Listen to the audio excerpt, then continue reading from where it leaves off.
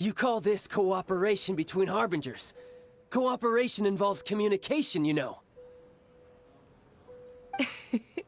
Don't take it to heart, child. Besides, aren't you happy that you got to skip the formalities and bring chaos to the land? I'm sure you must have enjoyed that. Oh, it seems that some of your friends have arrived. Hey, it's Zhongli and Child. And you! You're also one of the Harbingers? It's you two. I believe we've met once before. In the City of Bards, was it? I'm glad you still remember my name. Ah, right. I imagine that it must have been rather hard to forget watching helplessly as something precious was snatched away from your friend. No, don't let her get to you! You've yet to gather the powers of all 7 elements, and our last battle at the Golden House was almost more than you could handle. So it might be best to keep things peaceful this time, seeing that 2 of the Harbingers are here. Well, if it isn't you two. This is our first time seeing each other since Liyue was nearly wiped off the map. This is certainly a bit awkward, wouldn't you say? Paimon knew that we should never have trusted a Fatui Harbinger. Oh, now don't say that. Sure, I may have misled you, but I never had anything against you personally. Besides, I thought we were getting along quite well together, didn't you? Except for that little tussle we had at the end. Nothing personal. We just have different views, that's all. Of course, you may very well hold this against me, but that's up to you. The real deceivers here are Senora and Zhongli. Curse them for leading me on. So actually, I think... Stop wasting time, child.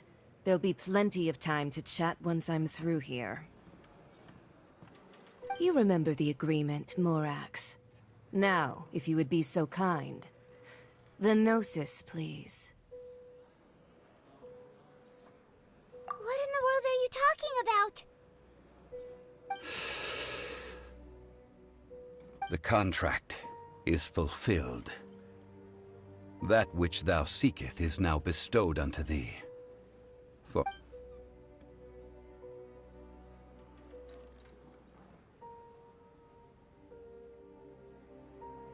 How sanctimonious.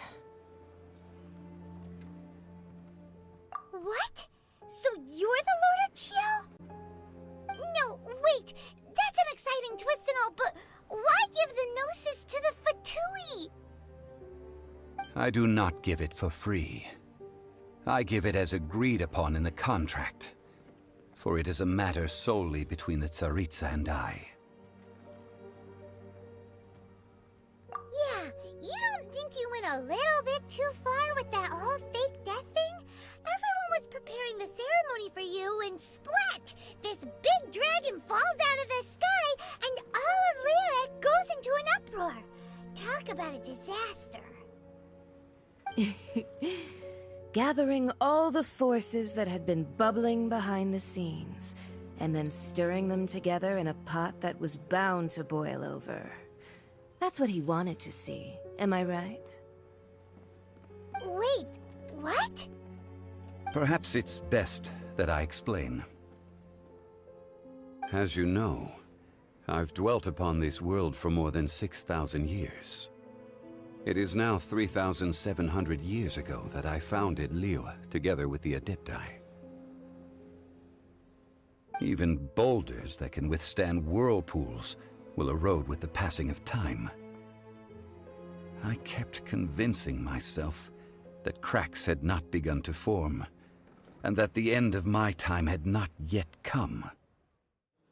Until one drizzly day, as I was strolling along the harbor, I heard a merchant tell one of his workers, "You finished your duties. Go ahead and call it a day." I stood motionless among the crowds, asking myself, have I already finished my duties? Oh, Zhongli.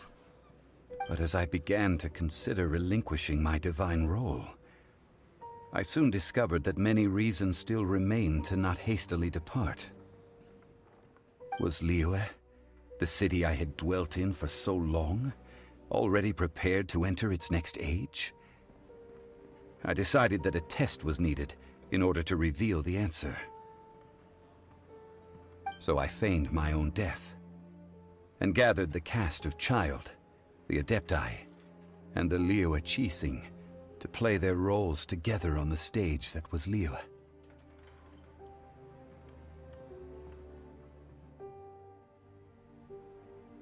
Indeed I was. The gnosis which I had kept for so many years suddenly seemed to have lost its meaning. That's right, which is why I continued to safeguard the gnosis until now. So you mean that if the chaos ever reached the point of no return, you would simply appear and use your divine powers to bring Liyue back under control? Of course, and it would have been all too easy for him too. Just as a child quickly matures after losing their parents, so has Liyue matured when faced with the death of its deity. In the end, the resolution to all that has transpired was even more satisfactory than I could have hoped for. Take the Adepti, for instance. Owing to their years of seclusion, they were the least informed. Yet when faced with a crisis, they commendably showed the greatest amount of restraint possible. Not only did they manage to cooperate with the Qixing, but in the end, they even made efforts to understand the hearts of the people. Credit is also due to Signora, the emissary dispatched by the Cryo Archon to fulfill our contract. At my request, she kept everything she knew in strict confidence. This despite the eavesdropping ears of her colleague, Child. This meant I could remain as Zhongli, even having the chance to fulfill the age-old traditions of Liyue in this mortal form. Thank you. All of these things turned out as I had planned. There is only one thing that I had not anticipated, and that was the conduct of the Liyue Qixing. I had expected them to do no more than the Adepti, to come to the defense of Liyue. But when all was said and done, they seized the opportunity to supplant Liyue's divine protectors, and used the subsequent power vacuum left by my death to quickly gain complete control of Liyue. Huh? That doesn't sound good at all. On the contrary, I think it is excellent. I had always feared that it was too soon for them to take over from me. And it was also that which I longed for the most. As such, this is the best parting gift anyone could have given this god of old. Hey, what about me? Doesn't anyone feel the least bit of remorse for deceiving me? You've practically kept me in the dark! I think that thanks would be more appropriate. You certainly played no small part in all of this, wreaking havoc and turning the city upside down. The Lord of Geo ought to thank you for your performance, if anything. If you hadn't created the pressure of a battle between mortals, Adepti, and a god, the lump of coal resting in the hands of the Geo Archon, Liyue, would never have been able to become a dazzling diamond of a city. Huh? Just whose side are you on, mocking me like that? Are you itching for a fight? Hey, haven't you learned the Liyue saying, don't always call it as you see it? Well then, with the Gnosis in my possession, I have no use for such idle chatter. We should return to Zapolyarny Palace and seek an audience with Her Majesty, the Tsaritsa. Come, child. Fine. I'll meet you there later. I'm not sharing a boat with the likes of you. Do as you wish.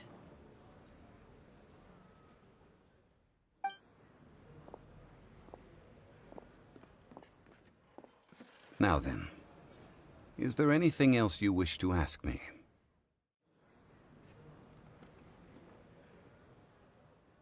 Right!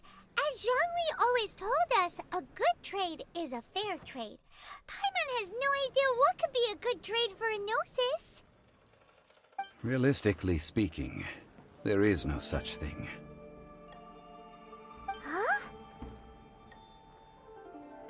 However, I am the god of contracts.